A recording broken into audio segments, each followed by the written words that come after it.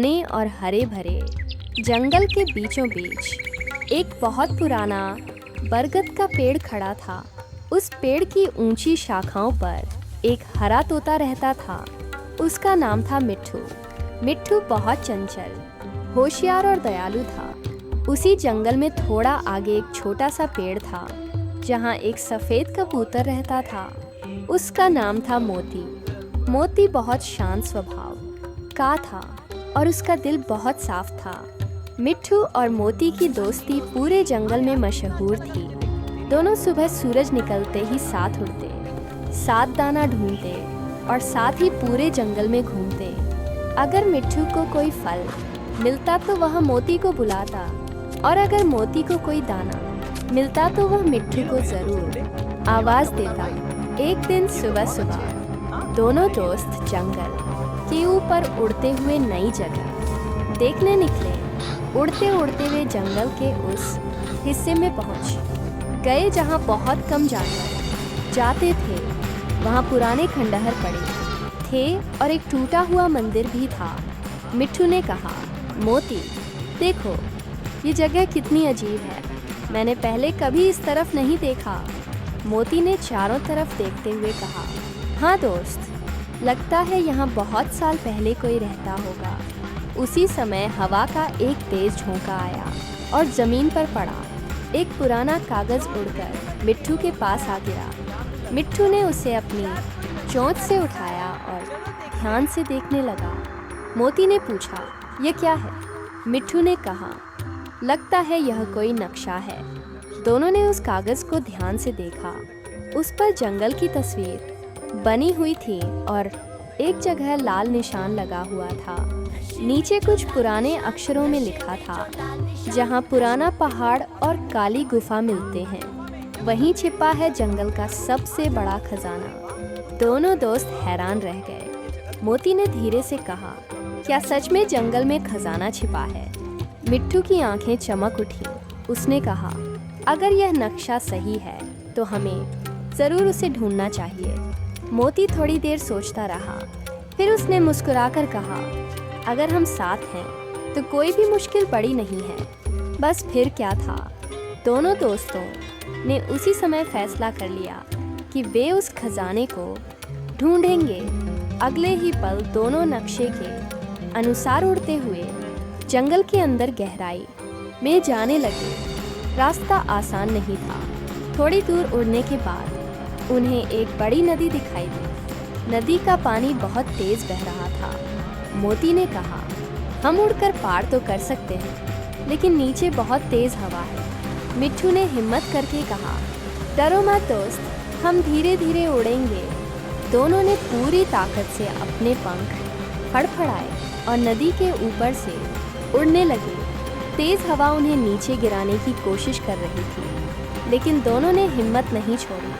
आखिरकार काफ़ी मेहनत के बाद वे नदी के उस पार पहुंच गए। मोती ने राहत की सांस ली और कहा, अगर तुम साथ न होते तो मैं शायद डर जाता। मिट्ठू हंसते हुए बोला, दोस्ती का मतलब ही यही है। थोड़ा आगे बढ़ने के बाद उन्हें एक अंधेरी गुफा दिखाई दी। नक्शे में भी गुफा का निशान बना हुआ था। मोती ने डरते हुए कहा, अंदर बहुत अंधेरा है। मिट्ठू ने कहा, डरो मत, हम साथ हैं। दोनों धीरे धीरे गुफा के अंदर उड़ने लगे। अंदर बहुत सन्नाटा था। अचानक गुफा के अंदर से चमगादड़ों का झुंड बाहर निकल पड़ा। मोती घबरा गया और एक पत्थर से टकराकर नीचे गिर पड़ा। मिट्ठू तुरंत उसके पास आया। मोती, क्या तुम ठीक हो? मोती ने उठने की कोशिश की, लेकिन उसके पंख में हल्की चोट लग गई थी। मिट्ठू बहुत चिंतित हो गया। उसने कहा, हमें वापस चलना चाहिए। लेकिन मोती ने मुस्कुराकर कहा, नहीं दोस्त, हम इतने दूर आ चुके हैं, थोड़ा आराम कर लेते हैं, फिर आगे बढ़ेंगे। मिट्ठू ने अपने दोस्त को पानी लाकर दिया और कुछ फल भी ढूंढकर लाया। थोड़ी देर बाद मोती की हालत बेहतर हो गई। फिर दोनों ने हिम्मत करके गुफा पार कर ली। गुफा के बाहर निकलते ही उन्हें एक ऊंचा पहाड़ दिखाई दिया। नक्शे में लाल निशान इसी पहाड़ के पास बना हुआ था। दोनों दोस्तों की खुशी का ठिकाना नहीं रहा। लेकिन पहाड़ पर चढ़ना आसान नहीं था। रास्ता बहुत कठिन था और जगह जगह नुकीले पत्थर थे। मिट्ठू ने कहा, धीरे धीरे चलते हैं। दोनों सावधानी से ऊपर चढ़ने लगे। काफ़ी देर की मेहनत के बाद वे पहाड़ की चोटी पर पहुंच गए। वहां उन्हें एक पुराना लकड़ी का संदूक दिखाई दिया। दोनों की आंखें चमक उठी। मिट्ठू ने कहा, शायद यही खजाना है। दोनों ने मिलकर उस संदूक को खोला। जैसे ही संदूक खुला, अंदर से सोने के सिक्के और चमकते हुए हीरे दिखाई दिए। मोती ने आश्चर्य से कहा, हम सच में खजाना ढूंढ लाए। लेकिन तभी मोती को अपने घायल पंख में फिर दर्द महसूस हुआ। मिट्ठू तुरंत उसके पास आया और बोला, तुम ठीक हो?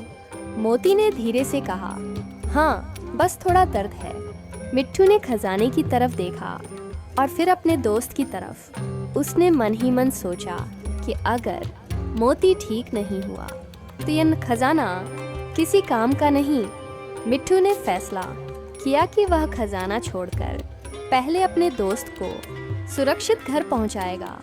मोती ने कहा, खजाना तो यही है, तुम चाहो तो इसे ले जा सकते हो। मिट्ठू मुस्कुराया और बोला, मेरे लिए सबसे बड़ा खजाना तुम हो दोस्त। मोती की आंखों में आंसू आ गए। दोनों धीरे धीरे वापस जंगल की ओर उड़ने लगे। सफ़र लंबा था, लेकिन दोनों खुश थे क्योंकि वे साथ थे। जब वे अपने पुराने बरगद के पेड़ के पास पहुँचे तो सूरज ढल रहा था।